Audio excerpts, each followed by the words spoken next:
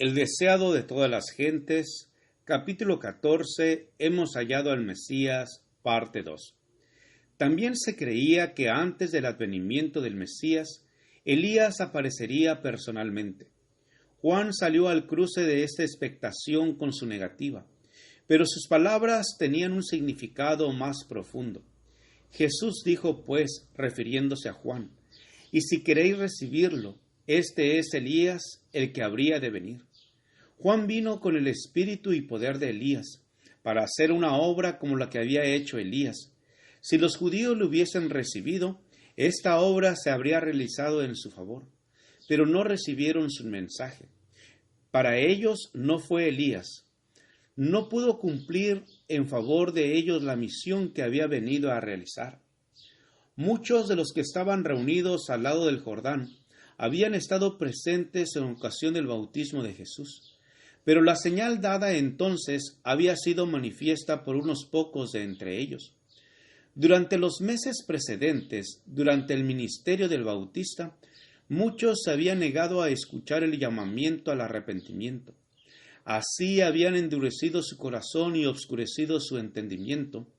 Cuando el cielo dio testimonio a Jesús en ocasión de su bautismo, no lo percibieron.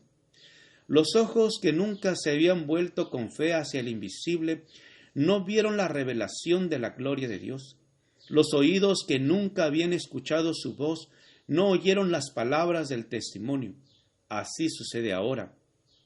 Con frecuencia, la presencia de Cristo y de los ángeles ministradores se manifiesta en las asambleas del pueblo, y sin embargo, muchos no lo saben. No disciernen nada insólito, pero la presencia del Salvador se revela a algunos. La paz y el gozo anima su corazón. Son consolados, estimulados y bendecidos. Los diputados de Jerusalén habían preguntado a Juan, ¿por qué pues bautizas? Y estaban aguardando su respuesta. Repentinamente, al pasear Juan las miradas sobre la muchedumbre, sus ojos se iluminaron, su rostro se animó, todo su ser quedó conmovido por una profunda emoción. Con la mano extendida exclamó, «Yo bautizo con agua, pero en medio de vosotros está uno, a quien no conocéis, el mismo que viene después de mí, a quien no soy digno de desatar la correa de su zapato». El mensaje que debía ser llevado al Sanedrín era claro e inequívoco. Las palabras de Juan no podían aplicarse a otro sino al Mesías prometido. Este se hallaba entre ellos. Con asombro, los sacerdotes y gobernantes miraban en derredor suyo esperando descubrir a aquel de quien había hablado Juan, pero no se le distinguía entre la multitud. Cuando en ocasión del bautismo de Jesús, Juan le señaló como el Cordero de Dios, una luz que resplandeció sobre la obra del Mesías. La mente del profeta fue dirigida a las palabras de Isaías. Como cordero fue llevado al matadero. Durante las semanas que siguieron, Juan estudió con nuevo interés la profecía y la enseñanza de las ceremonias de los sacrificios. No distinguía claramente las dos fases de la obra de Cristo, como sacrificio doliente y como rey vencedor, pero veía que su venida tenía un significado más profundo que el que discernían los sacerdotes y el pueblo.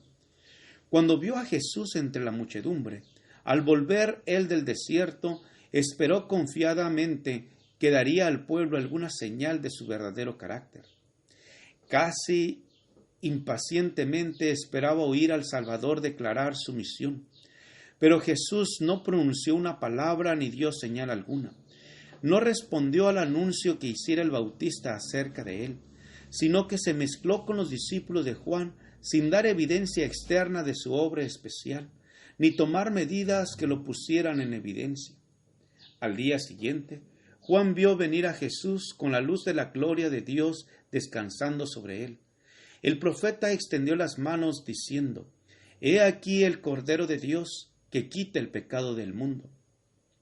Este es del que dije, tras mí viene un varón, el cual es antes de mí, y yo no le conocía, mas para que fuese manifestado a Israel. Por eso vine yo bautizando con agua. Vi al Espíritu que descendía del cielo como paloma y reposó sobre él, y yo no le conocía. Mas el que me envió a bautizar con agua, aquel me dijo, sobre quien vieres descender el Espíritu y que reposa sobre él, este es el que bautiza con el Espíritu Santo. Y yo le vi, y le he dado testimonio de que este es el Hijo de Dios. ¿Era este el Cristo? Con reverencia y asombro, el pueblo miró a aquel que acababa de ser declarado Hijo de Dios. Todos habían sido profundamente conmovidos por las palabras de Juan. Les había hablado en el nombre de Cristo. Le habían escuchado día tras día mientras reprendía sus pecados, y diariamente se había fortalecido en ellos la convicción de que era enviado del cielo. Pero, ¿quién era este mayor que Juan el Bautista? En su porte e indumentaria nada indicaba que fuese de alta jerarquía. Aparentemente, era un personaje sencillo, vestido como ellos, con la humilde vestimenta de los pobres. Había entre la multitud alguno de los que en ocasión del bautismo de Cristo había contemplado la gloria divina y oído la voz de Dios, pero desde entonces el aspecto del Salvador había cambiado mucho. En ocasión de su bautismo, había visto su rostro transfigurado por la luz del cielo. Ahora, pálido, cansado y demacrado, fue reconocido únicamente por el profeta Juan. Pero al mirarle, la gente vio un rostro donde la compasión divina se aunaba con la conciencia del poder. Toda mirada de sus ojos, todo rasgo de su semblante, estaba señalado por la humildad y expresaba un amor indecible. Parecía rodeado por una atmósfera de influencia espiritual. Aunque sus modales eran amables y sencillos, daba a los hombres una impresión de un poder escondido que no podía ocultarse completamente. ¿Era este aquel a quien Israel había esperado tanto tiempo? Jesús vino con pobreza y humillación, a fin de ser tanto nuestro ejemplo como nuestro Redentor. Si hubiese aparecido con pompa real, ¿cómo podría habernos enseñado la humildad? ¿Cómo podría haber presentado verdades tan terminantes en el Sermón del Monte? ¿Dónde habría quedado la esperanza de los humildes en esta vida si Jesús hubiese venido a morar como Rey entre los hombres? Sin embargo, para la multitud parecía imposible que el ser designado por Juan estuviese asociado con sus sublimes esperanzas. Así muchos quedaron chasqueados y muy perplejos. Las palabras que los sacerdotes y rabinos tanto deseaban oír, a saber, que Jesús restauraría ahora el reino de Israel, no habían sido pronunciadas. Tal rey habían estado esperando y por él velaban, y a un rey tal estaban dispuestos a recibir.